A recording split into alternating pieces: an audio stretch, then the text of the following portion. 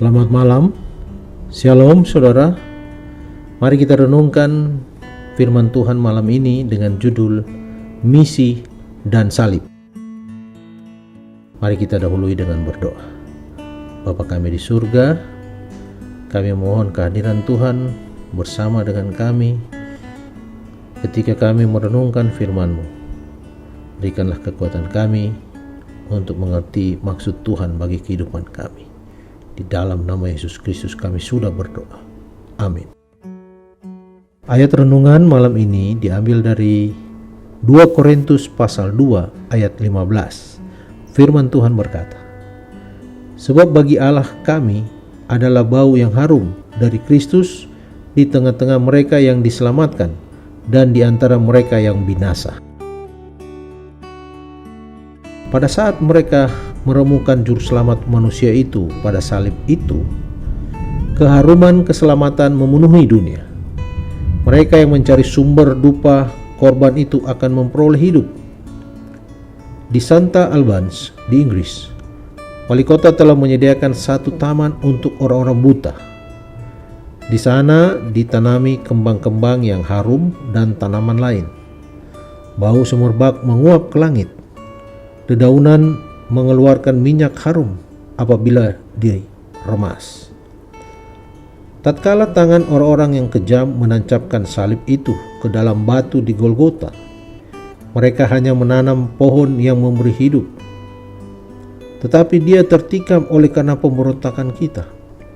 Dia diremukan oleh karena kejahatan kita.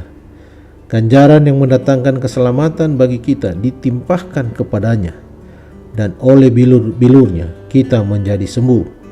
Yesaya 53 ayat 5. Remuknya hamba yang sengsara itu memberi kekuatan dan kesehatan.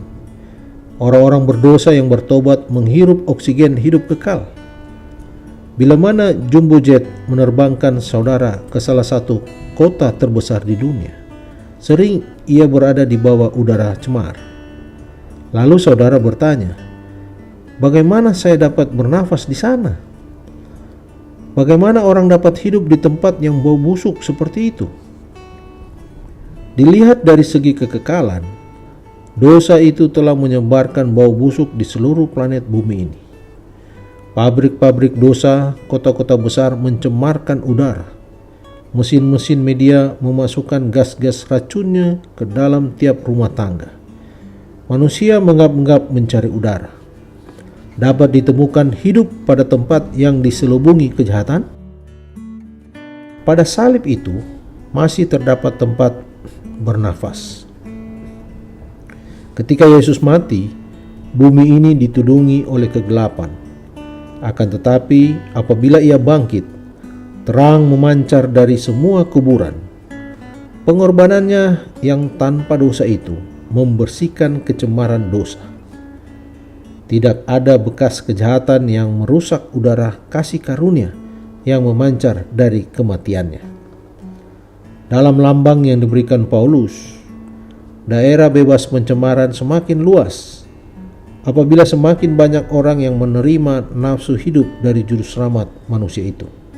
Karena kita telah menjadi milik Kristus dan Ia telah memberikan kebenarannya kepada kita, maka udara bersih kasih karunia beralun pula dari kita. Dalam atmosfer yang demikian, rumah tangga kita akan bertumbuh dengan subur. Jemaat kita penuh dengan bau-bau harum yang semerbak ini. Saudara, kesemarakan terbesar salib itu terdapat dalam diri orang yang menghirup udara salib itu, serta menyebarkan atmosfer tersebut ke seluruh dunia yang sudah mau mati karena kekurangan nafas hidup. Segenap dupa dari rumah Allah di dunia haruslah dibasahi dengan tetesan darah Kristus. Dikutip dari buku Selected Messages Jilid 1 halaman 344. Mari kita berdoa.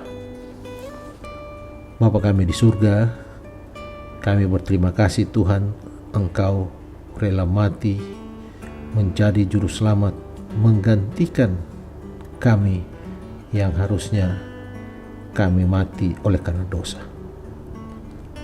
Biarlah salib-Mu boleh kami ingat boleh kami tanamkan dalam kehidupan kami setiap hari. Karena tujuan kami hidup di dunia ini adalah untuk menjadi alat Tuhan, menyampaikan kabar keselamatan.